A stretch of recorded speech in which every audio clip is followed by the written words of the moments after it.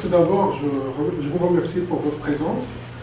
On peut constater deux types de silos, des silos à grains et des silos à forage.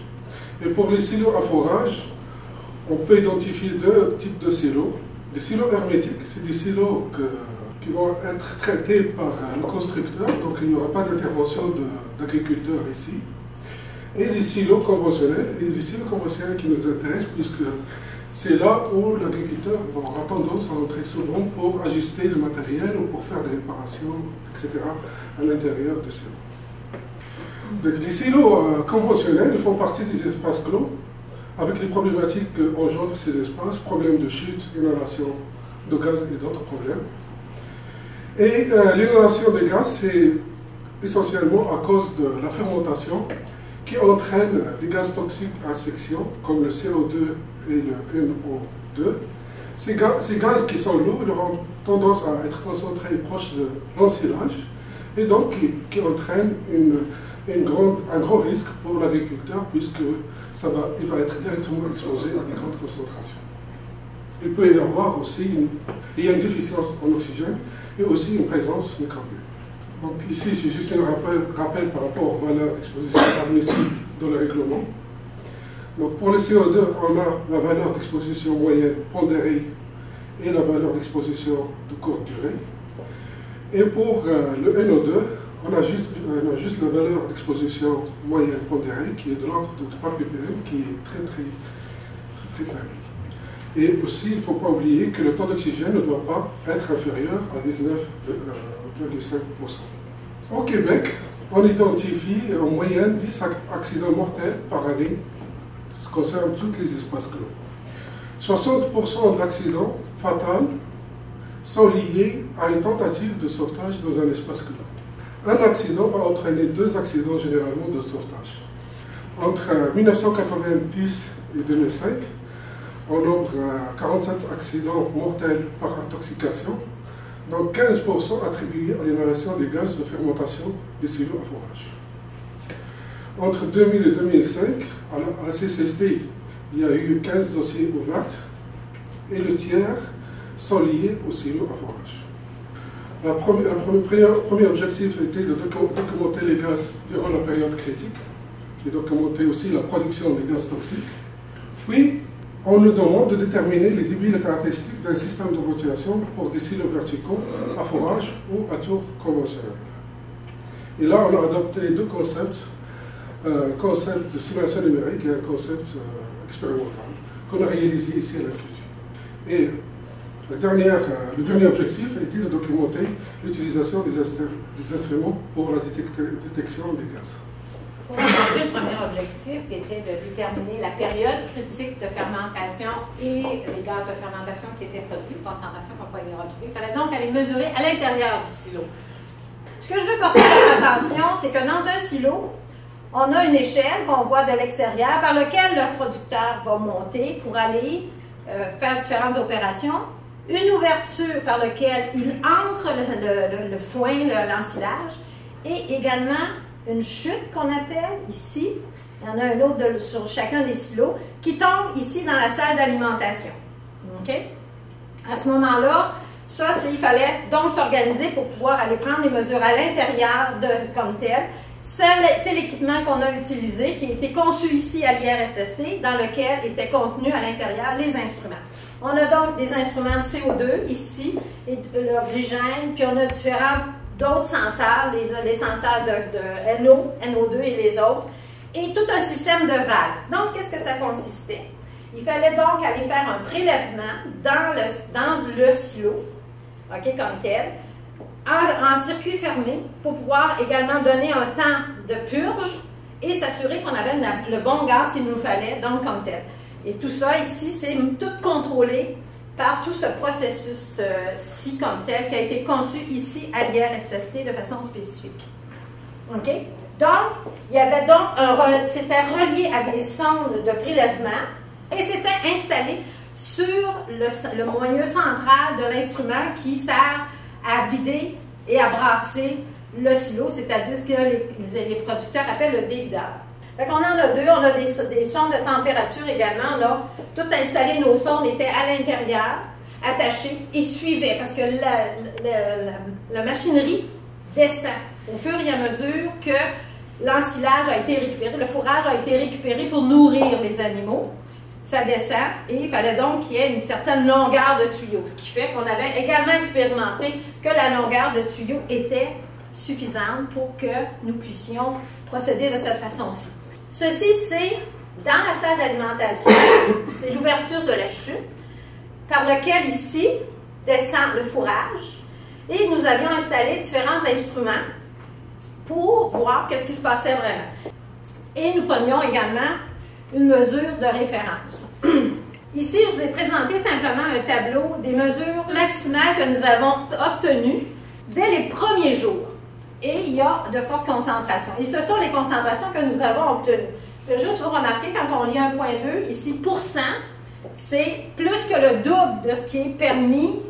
La première fois j'ai regardé les résultats à la première récolte, à la première semaine, j'ai réalisé que nous avions une variation. J'ai donc regardé pour voir qu'est-ce qui occasionnait ces variations-là. Ici, le producteur finit son ensilage. Quelques heures après, fait une première reprise. Et il y a donc une baisse de la concentration à l'intérieur du silo. Et on voit ça, le cultivateur chez qui nous étions faisait 4 reprises dans une journée. Or, nous avons donc 4 chutes qui se produisent avec des remontées. D'où le fait, ce qui nous a amené à aller prendre les mesures à l'intérieur dans la salle d'alimentation à la sortie de la chute. Notre hypothèse, c'est que en utilisant la chute, il se produit un phénomène tout simplement, l'air est entraîné, les gaz sont donc entraînés avec le fourrage et sont descendus donc dans la zone de travail du producteur. Et ça, ce sont donc les concentrations que nous avons obtenues de façon courante et on voit très pertinemment quand on regarde la zone la plus importante où le cultivateur, le producteur se situe, c'est à ce niveau-ci. Les points importants à retenir, augmentation des niveaux de CO2 que nous avons pu constater à l'intérieur du silo comme tel. Une concentration relativement élevée. On est parti de 400 ppm environ pour monter à plus que 1,6 %. Diminution importante du niveau d'oxygène. Il faut rappeler qu'on est dans un espace clos, donc on a quand même une problématique importante. Présence des oxydes d'azote, et ce immédiatement après l'ensilage. Donc, le producteur termine de rentrer son fourrage, et déjà la réaction se débute. Et c'est là que le producteur a le plus souvent affaire à rentrer dans le silo comme tel. Et présence également des gaz de fermentation dans la salle d'alimentation. Pour ce qui touche l'instrumentation, parce que la troisième demande qui était, c'était à savoir comment les producteurs pourraient utiliser les instruments afin de pouvoir rentrer de façon sécuritaire dans ces lieux-là, qui sont des espaces clos. La conclusion de l'instrumentation, c'est, et je vous laisse à Ali qui va vous parler de la ventilation, c'est véritablement la nécessité de ventiler ces lieux-là. On a utilisé le logiciel commercial Fluence pour dissimulation numérique. Et ici, on donne un exemple, par exemple, pour un silo de 10 mètres et de 6 mètres de diamètre. Donc, on souffle par le milieu, puis l'évacuation se fait par cet orifice. En général, ces mesures-là, c'est des mesures réelles d'un silo, mais pour notre cas, on a utilisé un modèle réduit pour pouvoir comparer avec les tests expérimentaux qu'on a menés ici à l'Institut. Donc ça va correspondre à un dixième de ces valeurs que vous avez. Ici, vous avez une idée sur le maillage qu'on a utilisé. C'est un maillage structurel. Et pour ce cas-là, par exemple, on a utilisé 71 000 cellules. Donc voici le silo qu'on a utilisé, qu'on a monté ici à l'Institut. On commence par un état initial de CO2 et de l'oxygène. Puis on commence par souffler par cet orifice, par ce tuyau. Puis l'évacuation se fait par le côté comme simulation numérique. Donc on va souffler jusqu'à nettoyer tout l'espace libre et avoir un environnement qui est similaire à l'environnement extérieur.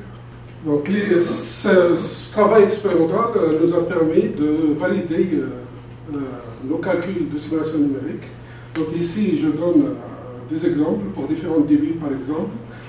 On commence par un état initial de CO2 et de l'oxygène et de CO2. Et donc, au fur et à mesure qu'on va souffler, on aura une décroissance de CO2, augmentation d'oxygène, jusqu'à une saturation où on va avoir l'environnement extérieur qui correspond à l'environnement intérieur. Donc, après, on va mener une étude paramétrique pour déterminer le temps de ventilation. Le temps de ventilation, c'est quoi? C'est le temps quand on va démarrer la ventilation jusqu'à aboutir à 99% de saturation. Donc, on souffle, on commence à souffler, puis l'oxygène va monter, le CO2 qui va diminuer et atteindre 99% de saturation. C'est là on va dire qu'on a notre temps de ventilation. Pour cet exemple, par exemple, le temps de ventilation est de 20 minutes. Donc, après, on va regarder ce temps de ventilation en faisant varier les paramètres de notre problème qui vont être le débit, le volume de l'espace libre de silo, les concentrations initiaux de CO2 et de l'oxygène. Donc on commence par varier le volume et on a une variation linéaire proportionnelle par rapport au volume. On peut dire que le temps de ventilation est proportionnel au volume. Donc on fait le même exercice, mais cette fois-ci en faisant varier le débit et on constate que le temps de ventilation est proportionnel et inversement proportionnel au débit. Donc on fait le même exercice, mais cette fois-ci pour les concentrations initiale de CO2 et de l'oxygène. On commence par l'oxygène en fixant les autres paramètres et on voit une décroissance logarithmique de temps de ventilation. Si on trace fonction de log de ce regroupement-là, on a une variation qui est linéaire, proportionnelle à ça. Donc on peut dire que le temps de ventilation est proportionnel à ceci. Donc pour le CO2, pour deux concentrations initiales, on a deux variations qui sont linéaires, très proportionnelles. Et si on prend en compte la variation logarithmique pour l'oxygène, les deux courbes se rejoignent. Donc on peut dire que le temps de ventilation est aussi proportionnel.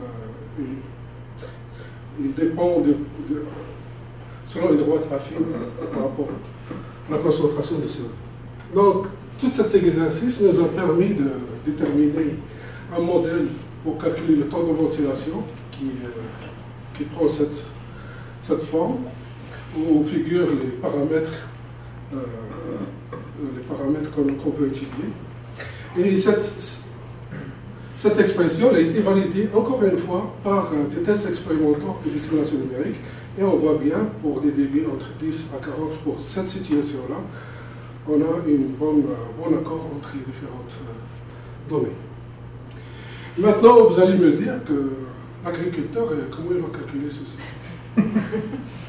Donc, pour simplifier, on va se placer dans un cas extrême où on va dire qu'il n'y a pas d'oxygène et on n'a que les gaz, c'est-à-dire 100% de CO2. Et ceci nous permet de faire des simplifications et on va trouver un temps de ventilation qui est 4 fois le volume sur le débit.